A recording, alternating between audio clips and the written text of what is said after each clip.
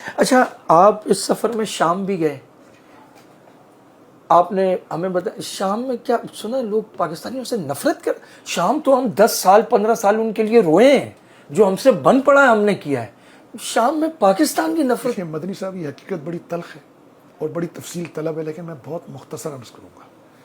جب میری کشتی خراب ہوئی تو مجھے کہا گیا کہ ہم لازقیہ، یہ طرطوس سے پہلے ایک ساحل ہے شام کا، طرطوس بھی شام کا ہے، اس کے بعد آگے غزہ کا پانی شروع ہو جاتا ہے۔ تو ہم قافلہ آگے نکل گیا، تو آپ اگر کوشش کر کے وہاں آ جائیں، میری تڑپ تھی بہت زیادہ، تو میں اس لیے شام چلا گیا۔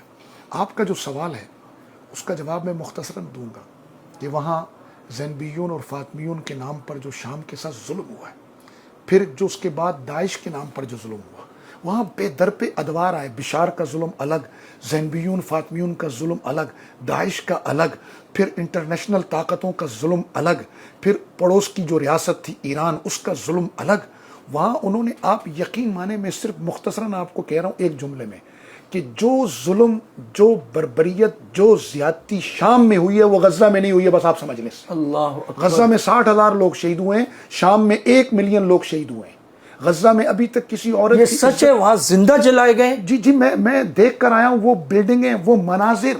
آپ عصمت دریاں ہوئی ہیں؟ عصمت دریاں نہیں ہوئی، پری پلان عورتوں کو قید رکھ کر عصمت دری ہوئی، اور پھر ان سے زبردستی بچے بھی، نعوذ باللہ میں سے آگے کچھ نہیں کہہ سکتا، پیدا کروائے گئے۔ دل تڑپتا ہے۔ یہ جو سردار یوسف صاحب نے کہا 40 ہزار پاکستان سے گئے، لاپتہ ہو گئے، یہ سب وہاں تھے؟ جی وزیر مذہبی امور جو کہہ رہے ہیں بالکل ٹھیک کہہ رہے ہیں۔